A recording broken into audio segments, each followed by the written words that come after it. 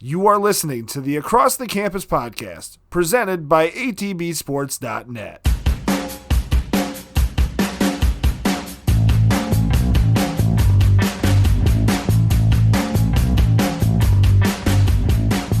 All right, everybody, welcome back to the Across the Campus podcast, your Mid-American and Big Ten Conference podcast, presented by atbsports.net. I'm your host, Alex the Captain. Joining me as always, my partner, AJ the Guru. Hey, what's going on, everybody? All right, AJ, we have a special show in store for everybody today, don't we? We do. Yeah, absolutely. We have a special guest from our beloved conference, the Mid-American. Joining us today is Senior Associate Commissioner of Men and Women's Basketball, Mr. Ricky Stokes. Welcome to the show, Ricky. Thank you so much for joining us today. No problem. Look forward. Thanks for having me. Absolutely.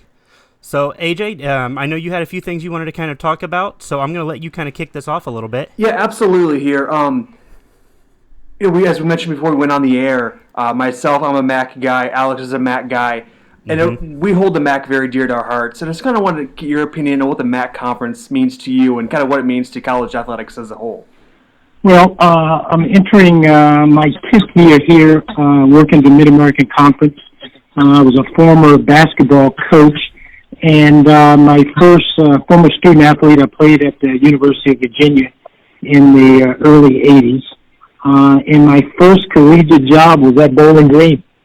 So I got a taste right away of what MAC play was all about. One of my assistant coaches was a guy named Jim Larinaga, who was the head coach at Bowling Green, who's now the head coach at the University of Miami in Florida. So I got a great introduction into MAC play and how tough it is, and the storied programs. And unfortunately, I was only there 1 year before I got a job as an assistant coach at Wake Forest with my other assistant coach, a guy named Dave Odom. Okay, great. Yeah, that's awesome. Yeah. Yeah, that's really awesome. I mean, as AJ mentioned, he went to Ball State. I'm currently actually a student at the University of Toledo. And Ball State's been playing really well as of late in basketball, as we mentioned in the pre-show. Toledo, not so much. They're currently 4-8 in conference play. We watched them drop a game earlier this season to a winless Eastern Michigan.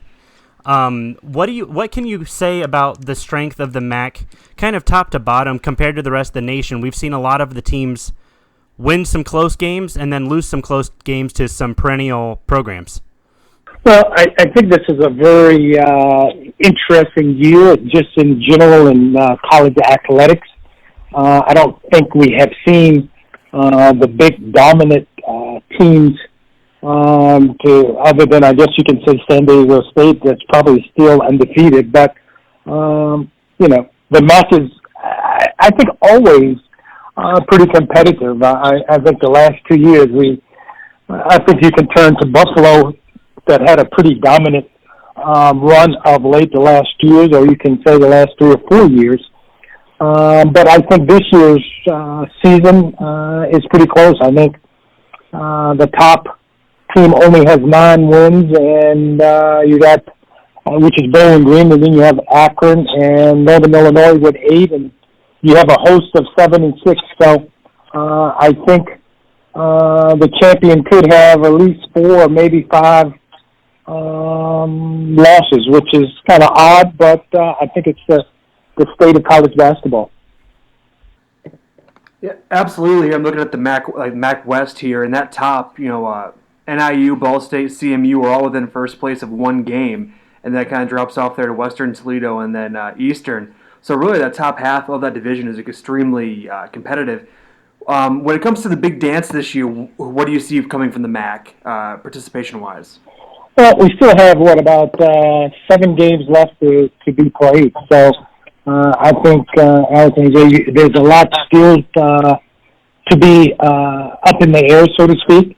And the tournament here in Cleveland, it's always set up. What a great venue, Rocket Mortgage Fieldhouse, to host a MAC championship where the Cleveland Cavaliers play. So I think it's one of the great venues that we have the opportunity to play a championship. So I'm looking forward to it.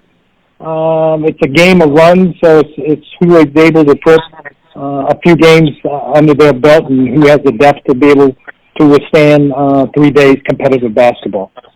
Sure, and that's a great segue too, because going into the MAC tournament here, I'm a Cleveland. I'm not from Cleveland, but I'm from Bellevue, Ohio. But I grew up a diehard Cleveland sports fan, and in my opinion, there's no better place to host a tournament than Cleveland. They've done such a phenomenal job.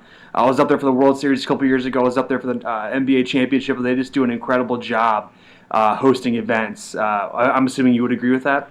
You know what? I'm a little partial. Our office is right here in Cleveland, but it's such a great venue. If you had the opportunity to walk into the building, they've done so many upgrades, but just from the TV screen, the big billboard and how big the screen is to, we all know the championship that LeBron won here, so it was exciting times here, but it's not a bad seat in the arena, a lot of bells and whistles, and I think it's easy to get to, and there's a lot to do when you're not in the arena as far as restaurants and sights to see in the city of Cleveland. Absolutely. What's your go-to restaurant downtown? Man, there's so many. You're really. I tell you, Cleveland is such a foodie town.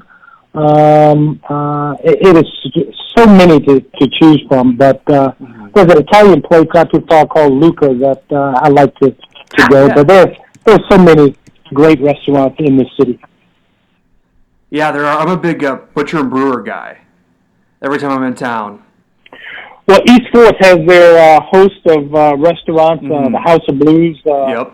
I'm sad to see the Greenhouse Tavern just close the doors, but I'm sure there'll be someone itching at the heels. There's a lot of steak places as well. Red Restaurant just opened.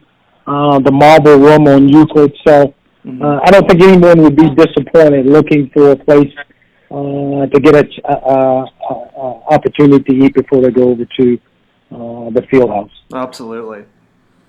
Yeah, it's like AJ mentioned before, it's one of the best sports venues, not only in Ohio, but arguably the country. It's phenomenal to be there. As a former Toledo Bands member, I've played several MAC tournaments in that arena with some old names like Courtney Ingersoll, Nama Shafir. A lot of heartbreaking losses for the women's teams.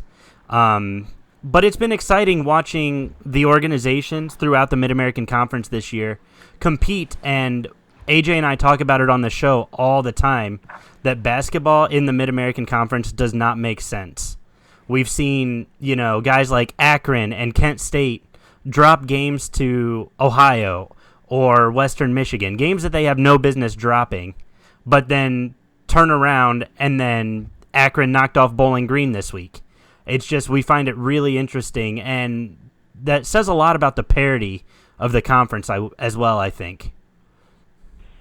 I think you're absolutely right, Alex, because, in this past weekend you had Eastern, and I don't know who you can say is at the bottom, but Eastern, who is 2-7, if they had made a couple of extra free throws, could have beaten Akron at Akron. So you're absolutely correct with the parity, and on any given night, I know it's often said, but on any given night, I think anyone has the opportunity to win. Absolutely. I'm looking at some of the women's standings right now. Obviously the Mid-American Conference, you guys host both the men's games and the women's games in a 3-day span. Obviously that's a lot of teams coming in on a rotating basis. Obviously the winner goes home. But what kind of organization does that take, and how on point does your team have to be to prepare for all of these teams shuffling in and out and getting these games started on time? That's a lot of work on your guys' end. You know what, and give a lot of credit to our commissioner, Commissioner Steinbrecher, and hats off to our women. The last 2 years, the women have gotten 2 teams in the NCAA tournament. Deservingly so, and we almost had the third team last year. We had Central Michigan and Buffalo, and it came down to Ohio and Tennessee got the nod as opposed to getting 3 teams. But we've had naturally our women winning games in the NCAA tournament, getting at large. They're doing extremely well. We have terrific coaches, and Central Michigan is undefeated thus far. They're 11-0 in conference play. They're perfect so far. So, but Ohio is doing well, winning in the East at 8-3. So, just as competitive as the men's side, the women's side is equally as competitive. Yeah, absolutely. I live in Fort Wayne, Indiana now currently, and we're hosting the regional round of the tournament and the women's tournament this year. And so we're really hoping to get a MAC school down here for that, so we can go and enjoy it. Because being here in our backyard would be a great opportunity to support the MAC and being so close to home, especially. Well, and hopefully that's one of the things that the NCAA committee is charged with is trying to keep the local teams close to their locale, which so their fans and family can have an opportunity to see the student athletes have an opportunity to play. But it doesn't always work that way. But it's really nice when you have an opportunity to be able to get in the car and drive and see an NCAA game. Mm-hmm. No, I did actually have a question about that too, because I was looking over the potential teams that could be, traveling and whatnot. How does the NCAA come up with what cities to host these tournaments in? Because I see, for example, there was one I saw Dayton could be going out west, and an out west team could be coming here to Indianapolis. So how does the NCAA come about making those decisions? Well, to host a tournament, you have to make a bid to the NCAA tournament. And when the committee selects teams to where they're sending them to, there's a process and there's a system in place where so many other teams can only be in a certain region and the seed lines, and it's fairly complicated, and they try to do the best job they can to make each region as competitive and as possible, and not to be particularly loaded up on one particular conference. Yeah, that's really interesting. You see it a lot in other sports as well, talking about those different regionals and whatnot. And I think it's really interesting that, like AJ mentioned, you see Dayton potentially traveling out west. And that's definitely hard, not only on those teams, especially if they're playing against a team who is closer to that arena, but it's hard on those fans as well. I feel like they're playing away from home, don't really have their support, especially if it's a Dayton for the men's side, who could be getting a top seed, not going to be playing in front of their own fans, and that's frustrating for a fan base. Absolutely. Naturally, you like to play close to home, and I think the more fans you have, typically the easier it is to play. But I don't know if there's a better venue. I've never have the opportunity to go to a Super Bowl or World Series games. I missed it when it was here in Cleveland, but I don't think there's anything more exciting than the Final Four and the college basketball tournament. Speaking of the Final Four, I was looking over some numbers and stuff, looking at the last time the MAC had two men's teams in the NCAA tournament. That would have been back in '99 with Kent State and Miami making it all the way to the Sweet 16. Obviously, anything's possible when it comes to March Madness and basketball. But do you feel like there's any team in the MAC right now, men or women, who have a legitimate shot at making a Final Four run? Alex, I think the optimal word would be having an opportunity, and sure, we all have an opportunity. I think a lot has to do with having the right matchups. And getting hot at the right moment. I had an opportunity my freshman year at Virginia, I played with Ralph Sampson 3 years. That probably was the most talented team I had the opportunity to play with, and we went to the Final Four long before you were born. After he graduated, bunch of guys who was in my class, Rick Carlisle, the coach of Dallas, was a teammate. We got an opportunity to go to the Final Four again. So clearly we were not as talented. The second time that we had the opportunity to go back to Seattle, back when Patrick Ewing won it in '84. But it was just a matter of playing well, knowing your roles and getting a little lucky. So anything's possible, and I think we see it year in and year out. Sure. You mentioned a few minutes ago you played. Can you talk about that transition from playing to coaching? Was it a complete 180 for you, or was it kind of schematically you were able to kind of implement what you did at Virginia in the schools that you coached in after? Well, I was very fortunate. I had an older brother who played at the University of Virginia. He was 5 years older. My talent level was probably mid-major. University of Richmond or VCU, though they probably both would probably not say they're mid-major now. But I had an opportunity to go to University of Virginia. Ended up having the records for the most game played till Joe Harris just broke it a few years ago. But college was about as far as I could stretch. So coaching was the next transition. And I've coached 20 some odd years before I made the transition over to administration. Matter of fact, I'm going back. I was assistant at Wake Forest, and we won the ACC championship 25 years ago with a guy named Tim Duncan and Randolph Childress.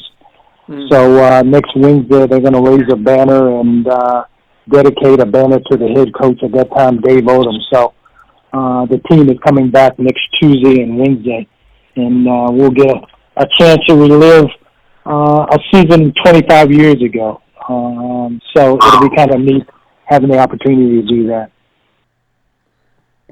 That's interesting. And what was it like, the recruiting process like getting Tim Duncan? Because he's from the islands, correct? What was that how to recruit him up to here? Was it the AAU camps and the summer camps and things like that? Ironically, Alex and AJ, Tim is from St. Croix. You're absolutely correct.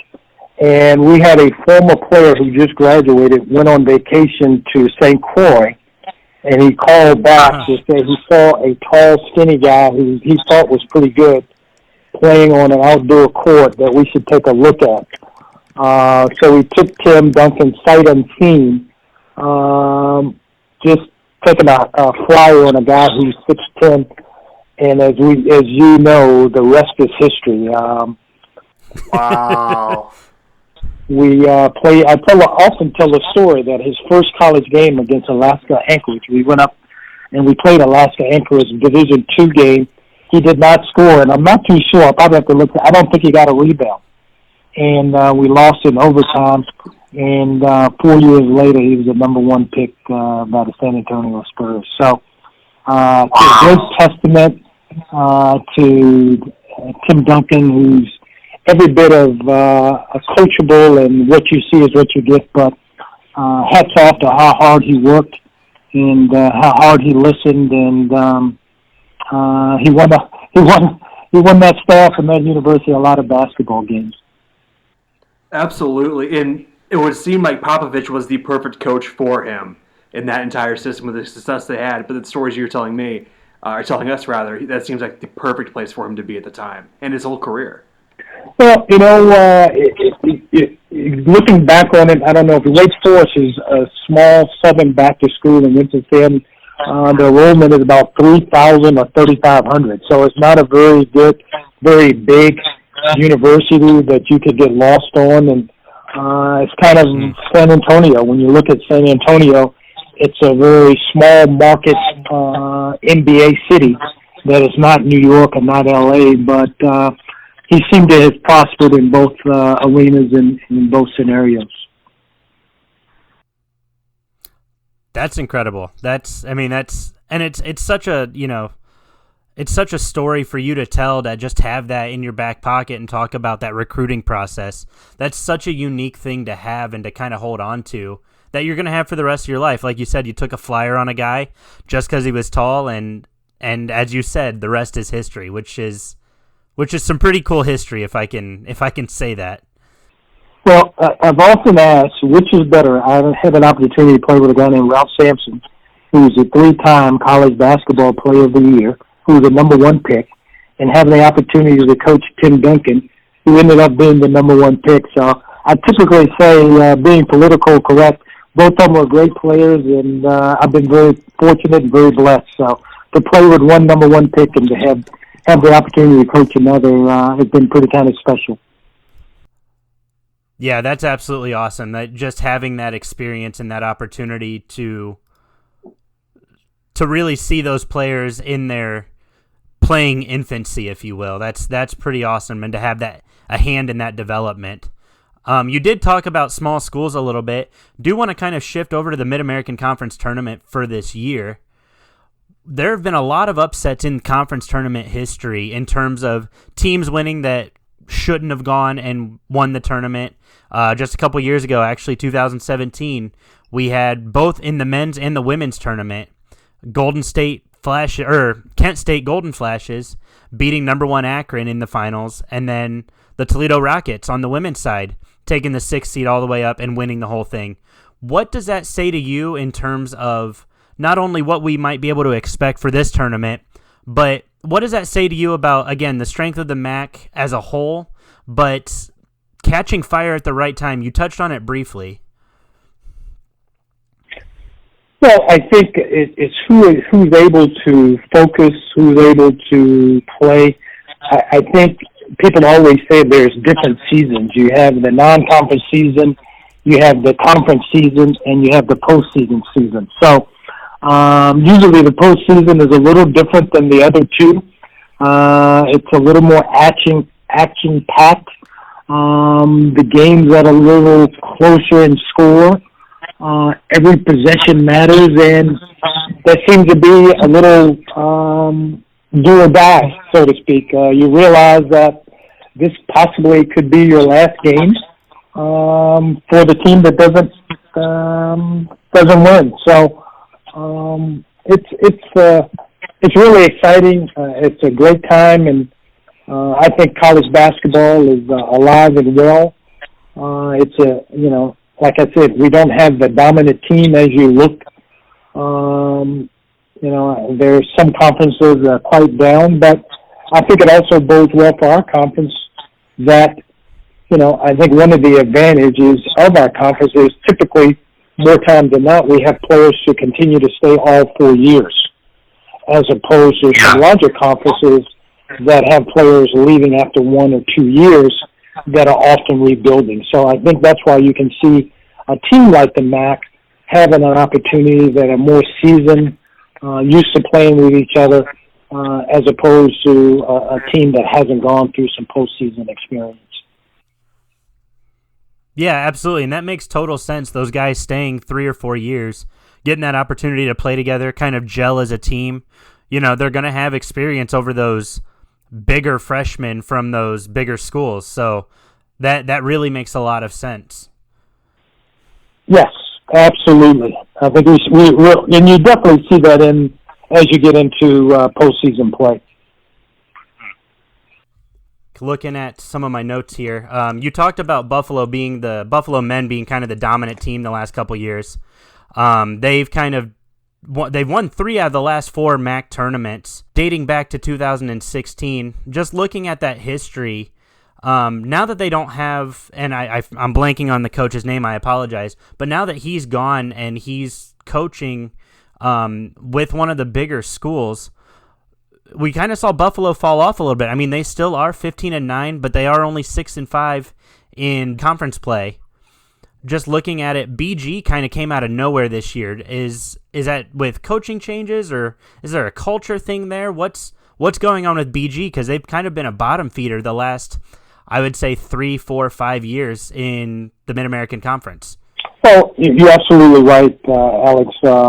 Nate Oates left Buffalo to take the head coaching job at Alabama. His assistant, Jim Weitzel, got the job. I think Buffalo probably had 3 or 4 seniors last year, very talented. And I think what you have is a bunch of young guys who stepping into new roles. And I think they also have a couple of transfers that became eligible right away. Mabala, who came from Texas Tech. And I think the guard Johnson came from Middle Tennessee State. He might have set out last year. But I think you had anytime you have change, you have a new coach, you have new players stepping in new roles. It takes a little while to gel. Bowling Green. I think we're in our finals last year. Michael Hewer has done a tremendous job with that program. Michael is a former student athlete, basketball player at Bowling Green. They got a terrific player in Justin Turner, who has a chance to be our player of the year. So they have a lot of guys back. They're experienced. They have our best overall record at 9-3, 18-7. So 7 games to go, and anything can happen in the MAC from week to week. Absolutely. Speaking of the MAC tournament and the MAC in general, what's something that you always look forward to? You said you've been with the Mid-American Conference for 10 years now. What's one thing you look forward to when it comes to the conference tournament and all these fans, these players, coaches, media coming to Cleveland? What's one thing that I guess when I say brings you joy when all of that happens? You know what? 2 things I would say. It's really neat seeing all the student athletes come into Rocket Mortgage Fieldhouse for the first time for the practice. They get to see the big video board. I'm sure you see the arena on the NBA game when the Cavaliers play or LeBron plays, but just the excitement for the student athletes to walk on the court for the first time. And I think the excitement of the hotel that is decorated with the fans, with the student athletes, all the men stay at one hotel, all the women stay at another hotel. Just the fans, and Tower City has the bands playing and decorated. So just the air of basketball tournament, the excitement, and seeing the student athletes so excited, I think brings me the most joy. Absolutely. And could you kind of talk about as well what fans should be expecting during the tournament, kind of some things that might catch a fan's eye, what they should look out for, fan fests, things like that? You know what? I think just the level of play. I mean, we have really good players. And I think we alluded to players staying 3 and 4 years as opposed to only staying 1 year. But I just think the level of play, how hard guys are playing, I think people will be surprised. This is the first year they've done major renovations to Rocket Mortgage Field. The quarters are larger. There are more eateries. There are more places to get your favorite beverages. So I just want to say probably the arena has more bells and whistles. So I think people will be pleasantly surprised. But also the level of play and how hard the student athletes are playing. Is nice to see. Absolutely. I think Alex and I are actually planning on going up for the championship game, and I haven't been to the Q, is what I call it, but I haven't been up to the new arena yet. I haven't seen it, but we're definitely very excited to get up there for it. And like we talked about too, Cleveland's just such a great place to host a game. And I do have actually another question, kind of off subject, off the MAC championship. As I mentioned before, I'm a Ball State guy. I actually wanted to talk to you real quick about Trey Moses. He won the NCAA's Inspiration Award a couple weeks ago, and I kind of was curious what that means to not only the NCAA but the MAC conference as well. Obviously, he won it under, the circumstances weren't probably what we wanted, but he won that award after doing some research. It seems like it's a great thing for him and the conference going forward. Absolutely. Anytime you have the opportunity to win a national award, that's pretty special. Any award is special, but any national award is special, and congratulations to him and the notoriety, not only for him, but to Ball State and to the conference. So he was a tremendous player, anchoring the inside and scoring, and it was nice to see him continue to develop. And from all I read, he's doing really well overseas, and it's kind of neat to see he's playing against his teammate overseas. So what a twist, having the opportunity to play against your teammate abroad. And I often say that what a nice thing to see the world and to travel abroad and to get paid. So congratulations to him, and what a great honor. Yeah, absolutely. I think he just signed with Australia, wasn't it? Or somewhere in Australia or New Zealand? I'm not certain where, but I think it's a nice place, and They don't have, they to don't see have the world at so. such a young age. Absolutely. Yeah, it would be a great place to go. I mean, they don't have the snow that we're getting right now, so must not be a bad lifestyle. Not at all. No, but Alex, I'm excited about this. I'm excited to get up there to Cleveland. So we mentioned we'll be up there for the championship game as of now. Alex, do you have anything else on your end, buddy? No, honestly, Ricky, I thank you so much for your time. Thank you for taking time out of your busy schedule. I know you're in the throes of getting ready for the conference championship, so thank you for signing on with us and talking some action and some basketball. This was a really great opportunity to have you on the show, so thank you. Well, thanks for you guys for spreading the gospel for MAC basketball, both the men and women's. Oftentimes, I don't think nationally we get the recognition that is often deserved. So anytime we get to spread the gospel and all the good things that are going on in our conference, I really appreciate it. So I appreciate you guys having me on. I look forward to meeting you when you guys come to Cleveland. Yeah, we'll definitely be sure to link up, and we'll shoot you an email, let you know when we're up there, and see what we can do. Thank you so much for your time, Ricky. We do appreciate it. Appreciate it. All right. Thanks, guys. All right, AJ. I think that's going to do it for us tonight. We got a lot of information there. We went a lot of different ways, but that was a lot of fun. A lot of fun. Guys, thank you so much for tuning in. We really do appreciate it. It was awesome having Ricky on the show with us to talk some MAC. Not going to be covering too much else tonight. I think that's going to wrap it up for us. So if you guys do get a chance, please pop on over to atbsports.net. Check out the articles, podcast, getting ready for some baseball. Going to be checking some stuff out. If you do get a chance, listen to the Beard Brothers Fantasy Football Podcast. They're posting some new content every week talking about fantasy, talking about Dynasty League. So if you guys get a chance, check them out. But yeah, I think that's, honestly, AJ, I think that's about it for us, man. I'm all set. Cool. Guys, thank you so much. Thanks for tuning in, and we will see you guys next week.